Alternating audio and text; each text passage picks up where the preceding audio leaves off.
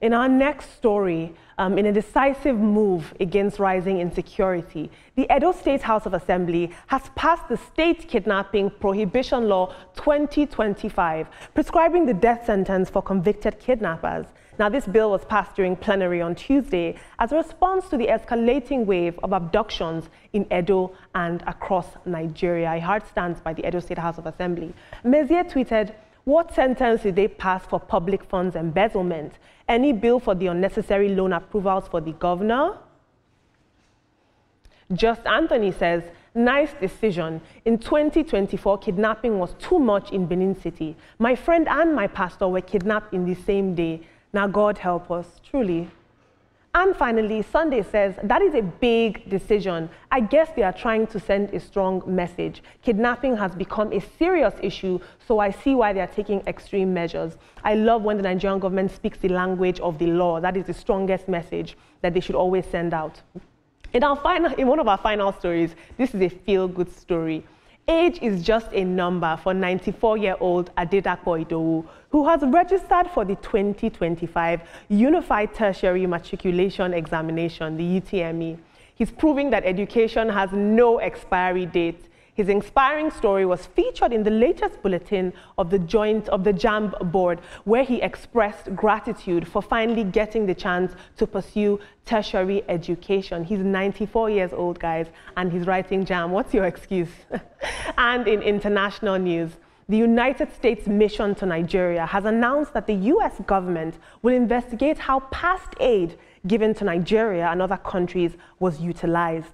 This revelation was made via a post on the mission's verified X handle yesterday, following allegations by the U.S. Congressman Scott Perry that USAID has been indirectly funding terrorist organizations, including Boko Haram, with as much as $697 million annually.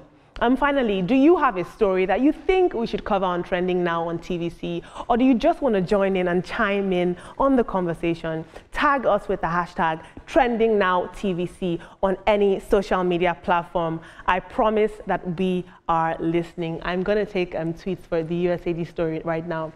The U.S. is investigating past aid means Nigerian government will have some serious explaining to do. Hopefully, this leads to better oversight and ensures that future aid actually benefits the people. It's important that the money goes where it's needed. Yes, and Olaifa tweeted, "Some people are laughing and jumping until the investigation affects their own person. Story go change. Let the investigation begin." And finally, North Star says, "Good news. Grill them, track the funds deep into their microwaves, and every side chicks they sent it to." Do you have proof for that, North Star? Well, this is all very interesting. I'm very curious as to, do you guys think, Veronica and Ibrahim, that this USAID audit they're planning to do on the funds that went to Nigeria will ruffle some feathers? Well, I think it should, and it would.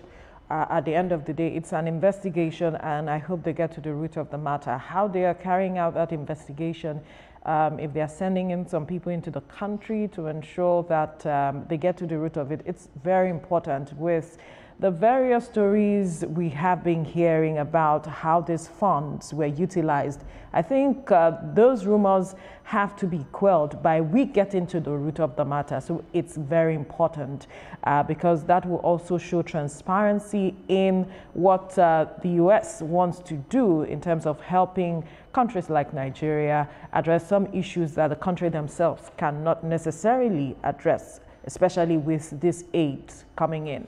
And then for the 94-year-old who, wrote Jamb, I mean, he's trying to fulfill a lifelong dream. And if this makes him fulfilled, why not? We've seen a number of persons who at their old age decided to get back to school for one thing or the other. So kudos to him. I'm happy to see that.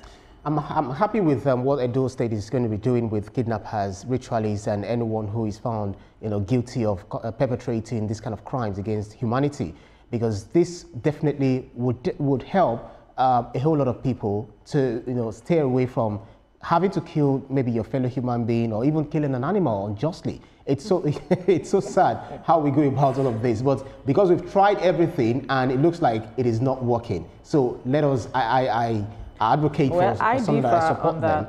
You know, no, they have to be fair hearing. Really, but it's not that you nab them and then you kill them. No, they have to go through the court process. But how many of the governors have actually signed this So because governors are not willing, doesn't mean that we shouldn't do the right thing. See, we complain about so many things. We say capital punishment is not ideal, it's not this, it's not that, but in another breath, we keep complaining about, kidnapping, robbery, and all of that. See, if there are bad people, bad eggs in society, why don't we just weed them out so that we have a better society at the end of the day? And the 94-year-old man, kudos to him. Well, I find it very inspiring, but at the same time, it is not your age that matters. It is what you learn that counts. So, 94-year-old, I've read a lot of stories about people who are, aged and are still learning. You learn until you die. And I say kudos to the man, kudos to everyone. So, Veronica, the man has challenged us. And I think the story of the 94-year-old man, I think it really begs the question, should education be performative? Do we have to gain something out of it? Or can we simply be educated for the purpose of knowledge? But I also want to raise a concern concerning the Edo State House of Assembly law that was just passed. You guys, there is the issue that Veronica raised, and people online as well. It's one thing to put this bill into law. It's a completely other thing to see governors sign a death warrant. That is what we want to see. We'll force them to sign it. We'll force them to sign it. How many have you forced? Saying that we want to how see many have you forced? We keep talking about this conversation did not begin today. Yes. And even in the era of Anini and Co, when they brought these people shoot at sight and do everything, how many people, how did that even curb the activities of armed robbers, of kidnappers? It did curb it. Come on, Ibrahim. Compare that time to this time where you just, give them a pat, what's it called, a slap in the wrist. No, come on. Anyway, let's see how far this would go. We're definitely watching.